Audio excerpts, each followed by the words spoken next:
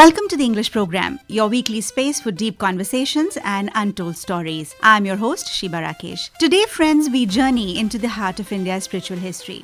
Almost a month back, this famous researcher on the nation's women saints and professor from the Department of English, Zakir Hussain College, Delhi, Namrata Chaturvedi came down to Lucknow for the celebration of her writing, and we took the opportunity to invite her so that she would share more with our listeners. So here's welcoming the acclaimed author Namrata Chaturvedi, who will guide us through her insights on the mystic women of India. These women broke societal chains to redefine devotion and literature. Stay tuned as we uncover their powerful legacies right here, right now, after this. Good evening, everyone. It is an honor to be speaking to the listeners of this wonderful program at Akashvani. This is an opportunity to talk about the rich and layered spiritual heritage of Bharat. Our civilizational ethos is built on ethical visions and integrated living, which is only possible by cultivating a spiritual foundation that outlasts any material ruptures. In this very continuum, women have played a distinguished role in shaping and nurturing the highest standards for human living. From the Vedic Rishikas to Vidushis and poetesses in the Sanskrit tradition, women have contributed to Bharatiya civilization as teachers, commentators, writers, critics, and most importantly, as seekers.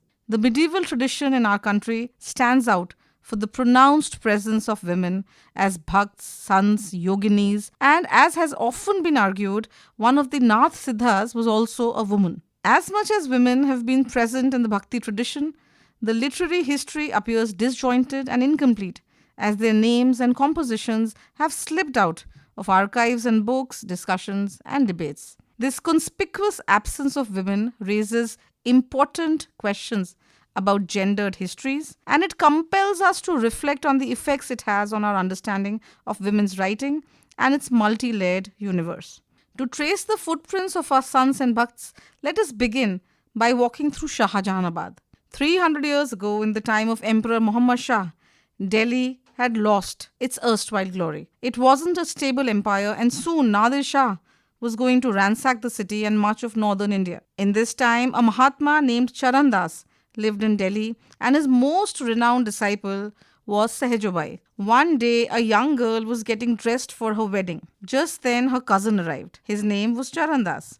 He looked at his sister, all dressed up, and these were his words to her. The truth is, we have to reach the eternal home. We cannot stay in this fleeting show.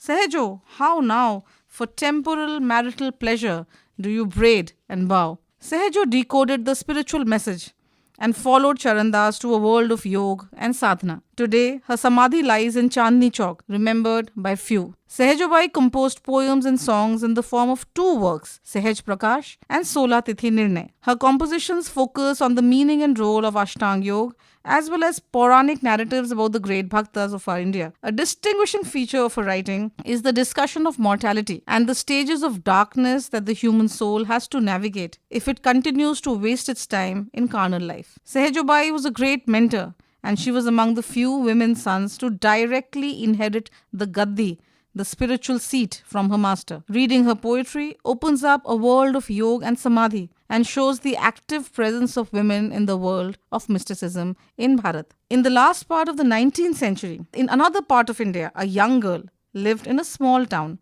known as Sardargarh, which lies near Udaipur in Rajasthan. She was married to a much older man, and as much as she desired the company of sadhus and sannyasis, she found herself in her marital home with a large household and back-breaking chores. Silently, she ached for solitude to pursue her spiritual quest. After some years, her husband was on his deathbed. He had seen her service to him, and he knew of her silent quest. She asked him what was his instruction to her for her life ahead.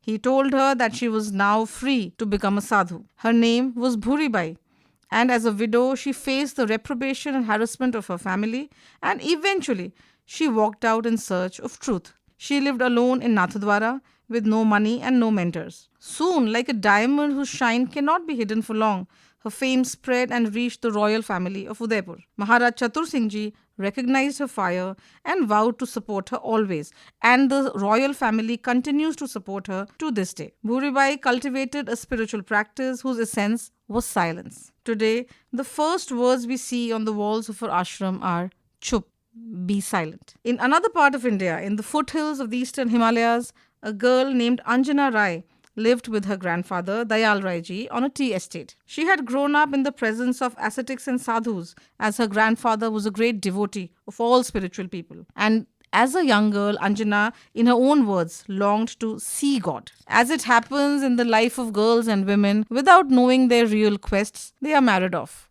often into families that are looking for cheap labor. Anjana's story was no different. She was expected to cook meat when her heart was set on Krishna. She complied as far as she could, and then one day, when she could take it no more, she returned to her grandfather's home. Her grandfather apologized to her and helped her set her feet on the spiritual path. She found Mantra Diksha and practiced hours of sadhana under what was a huge, sprawling, the rubber tree stands today, but Anjana Devi's memory is almost lost.